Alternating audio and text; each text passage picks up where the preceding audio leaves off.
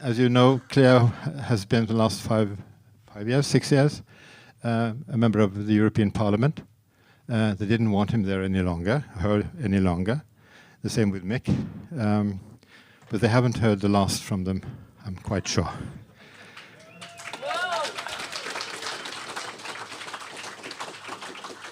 The question to them has been very simple.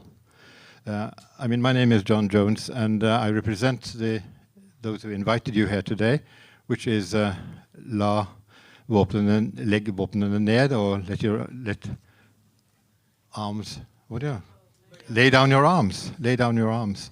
Ny Tid-magasinet for fred og rettferdighet. And the IPI Institute, which is a very new institute. And you will hear more about that when Deepa Driver talks to you later. Okay, Clare, the question to Clare was very simple. Europe is militarizing. We don't like that. How can we fight it? What is taking place? How did we come here? And what can we do about it? Clare.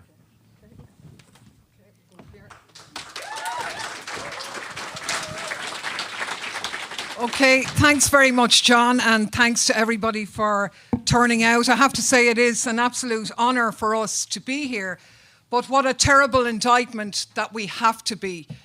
As we come against the backdrop of a new great power struggle, it really is the case that the time for the voices of caution and reason, the time for voices for peace and diplomacy have never been more needed.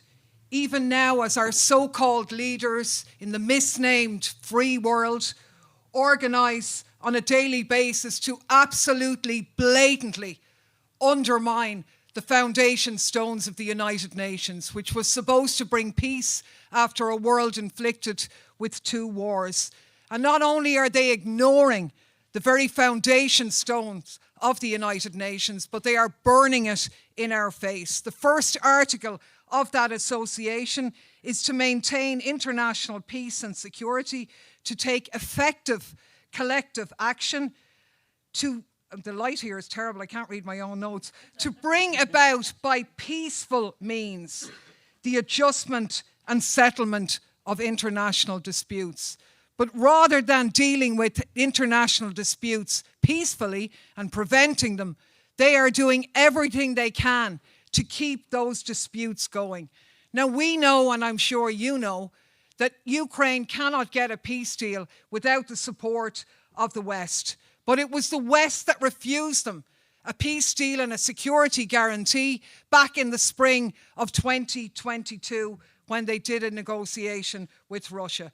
That guarantee should have been given before the war started. It should have been given on day one. But still, 2.5 years down the road, we have the appalling situation of hundreds of thousands of Ukrainians and indeed Russians dead, millions of people displaced, and the end of that country as a sovereign state. The only solution that the West puts forward is that they must fight on. And anybody who said otherwise is just a Russian agent. And believe us, we know, because that's what we've been called repeatedly for having the audacity to say, yes, Russia should not have invaded, but it was not unprovoked. This war was provoked by NATO. And for having the audacity to say that, you're castigated as a Putin puppet, a Kremlin spy, the Voices for Peace, mislabeled, demonized, a chilling effect trying to silence everybody. And yet that position is a position which is shared by the countries which contain the majority of the world's population. And increasingly, it's a position which is understood by most citizens across the Western world as well. But I think, as Julian Assange once said, if wars can be started by lies, peace can be started by the truth. And that's what we're doing here tonight, to tell the truth. And the truth is, from a European perspective, that whatever it was to begin with, the idea that the European Union is some sort of formation to bring peace on a continent divided by 2 world wars, it was always a bit of a myth. But now it is an absolute and utter downright lie. And while it might be a little bit academic, maybe, I don't know, I do think I need to spend some time explaining to you the scale of the accelerating militarization which has taken hold over Europe over the past period in time, because it didn't happen overnight. This has been a piecemeal, creeping movement that has been going on for years. Brought forward under the treaties of Lisbon and Rome, and Lisbon and Nice, treaties which, let's remember, very few Europeans ever had a say or a vote on in the first place, or those that did, like us in Ireland, when we gave the wrong answer and voted no, had to vote again until we got the right answer and said yes this time. So it has no democratic mandate. But with the Lisbon Treaty, what the European Union did back in 2008 was it gave itself a legal personality, a bigger role in defence with the common security and defence policy, and consolidated role in foreign affairs with the creation of a new position called a High Representative. And that's got us to a place now where the EU openly proclaims itself as a geopolitical union. And if you don't believe me, we'll take it from the words of the present High Representative of the European Union, who has been quite openly blatant about it. And he said, EU capacity must be developed if we want to be an actor capable of wielding influence on the world, using instruments of coercion, that is, making others behave the way we want them to behave. That's hard power. We need hard power. That's the stated policy of the so-called European Union of Values, International Law and Human Rights. We have Thierry Breton, the Minister for Procurement in the Commission at the moment, former CEO of a French arms company, who tells us that we're in the middle of a war economy. And of course, Frau Genocide herself, our very own Hillary Clinton, who told us way back in 2019 at the Munich Security Conference that she said, whether we want it or not, Germany and Europe are part of this great power competition. We are not neutral. So now we are on the verge of next year with the European Union about to become a fully fledged defence union. Now, the embryo of this was in the Nice Treaty, but it was very difficult to get agreement because the French, harbouring back to their old colonial days, always objected to the US domination in terms of NATO, while Britain and the Eastern European states were very pro-Atlanticist and pro-NATO. They were happy with that, thanks very much. But what changed it was Brexit and Trump.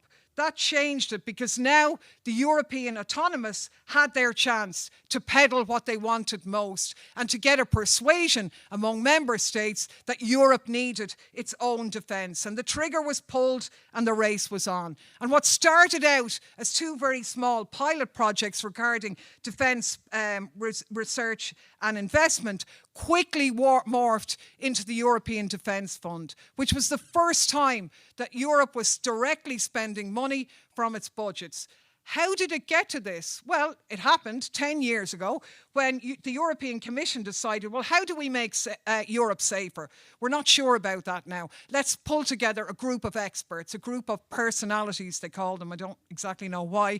They didn't seem to have a great personality. But in any case, the majority of people on this committee came from, you guessed it, the defence industry. And surprise, surprise, the outcome of their deliberations was, do you know what? The best way now you'll make yourself safer is if you invest more in defence. And that's exactly what Europe did. And European taxpayers' money then goes to spend money on research, which is then patented and profited from by those very same companies who advised the European Union to go down that road in the first place. We have the Orwellian called European Peace Facility, which has been bankrolling off the books expenditure in Ukraine to keep the war going. This replaced the African Peace Facility, where the strict rules of that were that you couldn't spend money on arms. Instead, the checkbooks were opened and billions upon billions are being pumped into Africa, into Ukraine, to keep war and instability going and to keep the profits of the big military companies booming. They had initiatives like the Strategic Compass. That was a difficult one to get everybody to buy into. We were all supposed to believe that we all experienced the same threats.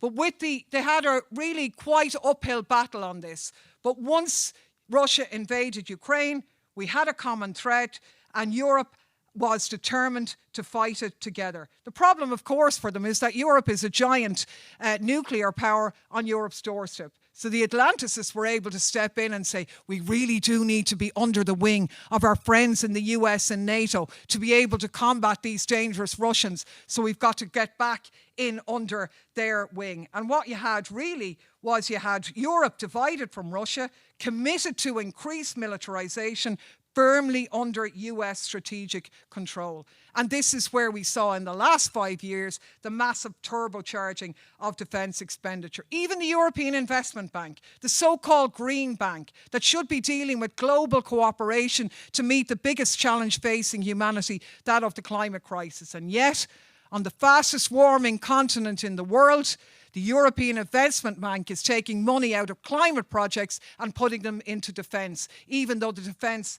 carbon footprint is nowhere calculated. I could literally be here all night outlining these programmes, but we don't have the time. But offensive ones, like 7.6 billion being spent to police Europe's border, to police migration and so on, to keep out the very same people that European-driven climate change and wars have caused to flee their homelands in the first place. And the very same companies who profited from that are profiting from the border security contracts that murder them on Europe's border. And none of this has made us safer at all. It's really just fueled the conditions that got us to this place in the first place. And in the midst of all of this jingoism and escalation everywhere, there's immense pressure being put on neutral countries. Finland and Sweden have already fallen. I needn't talk to you about Norway, but even Ireland, that's supposedly proudly neutral, even though that was always bastardised to a fair extent, that we played a cute game. Yeah, we were neutral, but we still allowed our civilian airport in Shannon to transit US troops through more and more. We still get more and more involved in EU militarism. And even to this day, as the US aids and fuels the war on the people of Gaza, Irish airports are being used to allow transiting over our airspace. And what is happening in Gaza, and I know the others will deal with that more so, is a harbinger for where humanity is at. It's not accidental what is happening. This is a deliberate policy, and it could not have happened without the support of the US and Europe. We have noticed recently that the rhetoric is changing. They're talking a little bit more about their concern at the growing situation, the humanitarian crisis. Frau Genocide, Ursula herself, has even managed to mention the word ceasefire 11 months into a genocide on an innocent population. But it's only the rhetoric that's changing, because these are the people who continue to arm Israel in its deadly onslaught against civilians. These are the people who continue to maintain an EU-Israel trade association which gives favourable treatment to Israel, even though the terms of that agreement says it should be suspended straight away in the context of human rights violations. And what bigger human rights violation than a genocide on an innocent population? And yet European politicians still parrot the lines and give diplomatic cover, the right to self-defense, to Israel to carry out a genocide when no such right exists in international law, as they are the occupying power on an innocent people.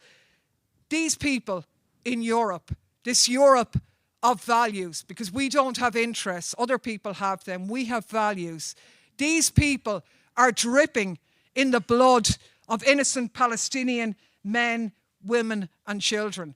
So when we talk about Gaza, as we should, we're not just talking about the future of Gaza or the future of Palestine. We're talking about the future of international law and the future for all of humanity. Not that there haven't been other genocides before. Of course there have. But this is the first openly declared and openly carried out genocide bragged about in full public view.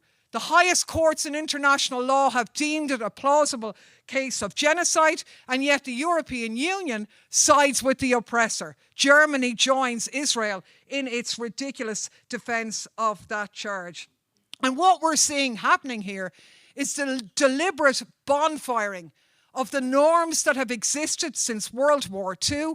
They never really were intended for us. They were always kind of for the people we didn't like. The big lads always got away with it, but at least it served to keep in check a certain order.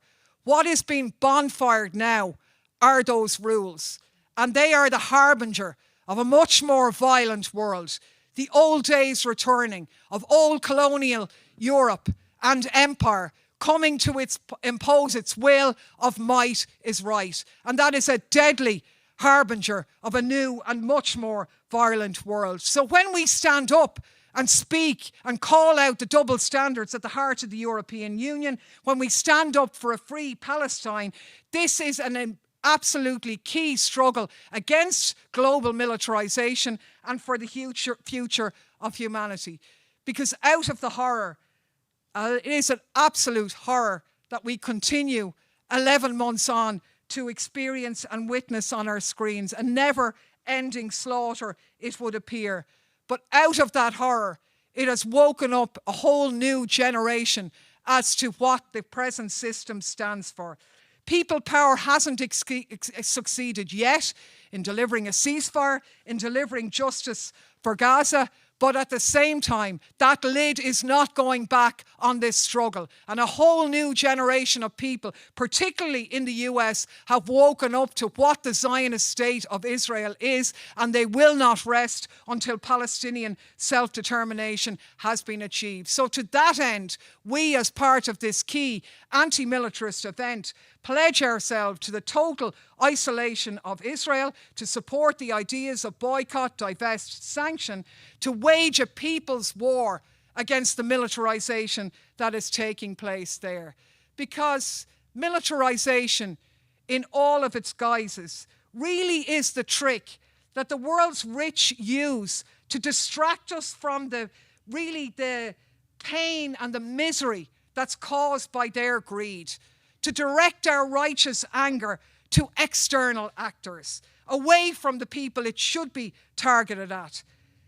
That system, which has seen a wealth accumulation of 2,153 billionaires with more wealth than 60% of the world's population, where the idea of owning a home has become a pipe dream for so many young people in the most advanced economies in the world, where the battle against climate change is being deregulated into great power rivalry, where enemies within and without give license to crack down on political dissent, on differing political opinions, and on political organising. An atmosphere of suspicion, which is fertile ground for the growth of the far right, and where people, like the people in Gaza, are dehumanised, valueless, as nothing other than cannon fodder for the profits of the arms companies. So we're here at gatherings like this and gatherings that have taken place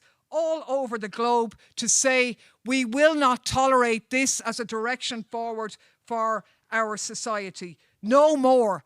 The horror of Gaza is a struggle for all of us. And out of that struggle, we want to bring forward a new army, a people's army based on solidarity, based on humanity, that will challenge these warmongers who are bleeding us dry for no end other than their own profits. It's a scam, as Assange pointed out. The game is not winnable war, it's endless war. We want no part of it. We pledge ourselves at events like these to go forward with every part of our being to deliver the voices for peace and anti-militarism across Europe and the world. So.